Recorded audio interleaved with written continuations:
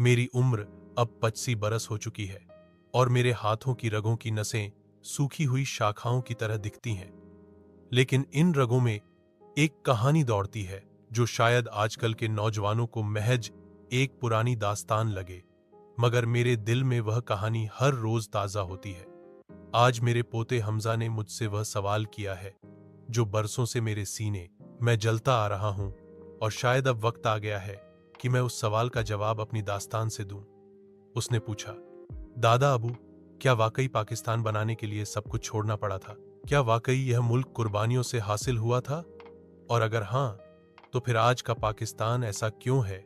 यह सवाल महज अल्फाज नहीं थे, बल्कि एक एक चिंगारी थी जिसने मेरे दिल की राख को फिर से दहका दिया। मैं 1947 में सिर्फ 16 बरस का था जब हमारे घर में पाकिस्तान का नाम पहली बार ऐसे लिया गया जैसे कोई आशिक अपनी महबूबा का जिक्र करता है। मेरे वालिद एक दर्जी थे। अमृतसर की गलियों में उनकी पहचान थी। मेरे बड़े भाई अली हसन को अंग्रेज सरकार की नौकरी मिली हुई थी और माँ हर नमाज के बाद दुआ करती थी, इलाही, हमें अपना वतन दे दे जहां हम अपने दीन के मुताबिक जी सकें। मैं उस वक्त इस दुआ के मफहूम से वाकिफ न था, लेकिन जब रात को खामोशी से सड़कों पर मुस्लिम घरों पर निशान लगाकर उनको जलाया जाने लगा, तब मुझे पता चला कि आजादी की कीमत क्या होती है। पहली कुर्बानी मेरी छोटी बहन आसिया की थी। वह सिर्फ 9 बरस की थी जब एक रात शर्पसंदों ने हमारे मोहल्ले पर धावा बोला। हम सब एक कमरे में दुबके हुए थे, लेकिन आसिया, जो हमेशा मेरी उंगली थाम कर सोती थी, उस दिन मेरे हाथ से निकल गई। जब सुबह का सूरज निकला तो हम उसको न पा सके। मां की चीखें, पिता की खामोश आंखें और मेरे अंदर का टूटता हुआ यकीन, यह सब पाकिस्तान की बुनियाद में शामिल हो गया। हम काफिले के साथ लाहौर की तरफ रवाना हुए।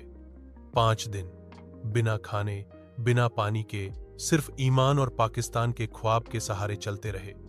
मेरे वालिद ने अपना खानदानी कुरान सीने से लगा रखा था और मां हर थोड़ी देर बाद कहती, बस बेटा, लाहौर आ गया होगा। लेकिन लाहौर हर दिन कुछ मील और दूर हो जाता था।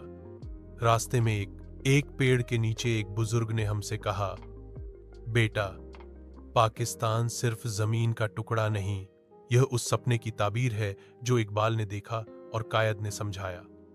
उस वक्त मुझे पाकिस्तान का मतलब पहली बार समझ आया। जब हम लाहौर पहुंचे तो न कोई घर था, न कपा, न रोगार। हमने एक खाली मस्जिद में पनाह ली। वालिद ने फिर से दर्री का काम शुरू किया। मां ने दूसरे घरों में सिलाई खाई की और मैं सड़कों पर अखबार बेचने लगा। लेकिन किसी ने भी शिकायत न की, क्योंकि सबको यकीन था कि यह कुर्बानियां रायगा नहीं जाएंगी। वक्त गुजरता गया। मैंने लाहौर के एक स्कूल से शिक्षा पूरी की, फिर रेडियो पाकिस्तान में नौकरी मिली। वो दिन याद हैं जब हम फख्र से कहते थे कि हम पाकिस्तानी हैं। हमारे चेहरों पर गरीबी थी, लेकिन दिलों में वकार था। मेहनत, ईमानदारी और कुर्बानी हमारे शऊर का हिस्सा थे। फिर मैंने शादी की, बच्चे हुए, और उनमें से एक, मेरा बेटा खलील, उच्च शिक्षा के बाद लंदन चला गया। उसने वहां शादी की और हमजा पैदा हुआ। हमजा मेरी उम्र का आधा भी नहीं, लेकिन उसकी आंखों में एक ऐसा खालीपन है जो मुझे अंदर से तोड़ देता है। जब वह पाकिस्तान आया तो हर तरफ महंगाई, झूठ, रिश्वत, बदतमीजी देखकर हैरान हुआ। उसने कहा, दादा अबू, आपने यह सब किस लिए सहा? यह तो वह पाकिस्तान नहीं लगता जिसके लिए आपने हिजरत की। मैं कुछ न कह सका। कई दिन तक खामोश रहा, लेकिन आज उसकी आंखों में सवाल की तपिश देखी तो कहानी सुनाना लाजिम हो गया। मैंने उसे बताया कि पाकिस्तान एक ख्वाब था, एक उम्मीद, एक वादा। लेकिन ख्वाब को हकीकत बनाने के लिए सिर्फ एक नस्ल की कुर्बानी काफी नहीं। हमें हर नस्ल में, हर दौर में वही जज्बा, वही इखलास जिंदा रखना होगा। अगर आज हम रिश्वत लेते हैं, सच से मुंह मोड़ते हैं, दूसरों का हक मारते हैं, तो ये हमारा कसूर है, पाकिस्तान का नहीं। अगर कहायद, आजम, इकबाल और लाखों शहीद आज जिंदा होते तो हमसे सिर्फ एक सवाल पूछते, तुमने उस पाकिस्तान का क्या किया? यह सवाल ही कहानी का सबसे बड़ा सबक है। हमजा खामोशी से सुनता रहा। फिर उसने मेरा हाथ थामा और कहा, दादा अबू, मैं वादा करता हूं कि मैं अपनी नस्ल को पाकिस्तान की असल कहानी सुनाऊंगा। मैं सिर्फ तनकीद नहीं, तामीर का आगाज करूंगा। उस लम्हे मुझे यकीन हो गया कि कुर्बानियां रायगा नहीं गईं। पाकिस्तान अभी जिंदा है, अगर हम उसे जिंदा रखना चाहें। यह कहानी मेरी नहीं, हर उस शख्स की है जो पाकिस्तान के नाम पर जला, बिखरा, गिरा, लेकिन उठा जरूर। यह कहानी उन माँ बाप की है जिन्होंने अपने बच्चों को पाकिस्तान का मतलब सिखाया, उन नौजवानों की है जिन्होंने कुर्बानी दी, और उन बुजुर्गों की है जो आज भी सीने में उस खाक की खुशबू लिए जिंदा है।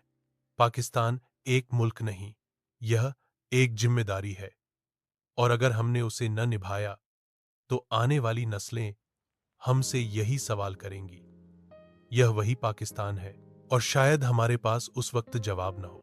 मेरा पाकिस्तान आज भी सांस ले रहा है, लेकिन उसकी सांसें हमारे रवैयों पर निर्भर हैं। उसे झूठ से, लालच से, नफरत से बचाना होगा। उसे मोहब्बत, सच्चाई, कुर्बानी और सब्र से फिर जिंदा करना होगा। मैंने अपना किस्सा सुनाया, अब तुम्हारी बारी है। अपने हिस्से का पाकिस्तान बचाओ, संवारो और अपने बच्चों को सच बताओ, ताकि कल जब वो पूछें तो तुम्हारा जवाब फख्र से भरपूर हो।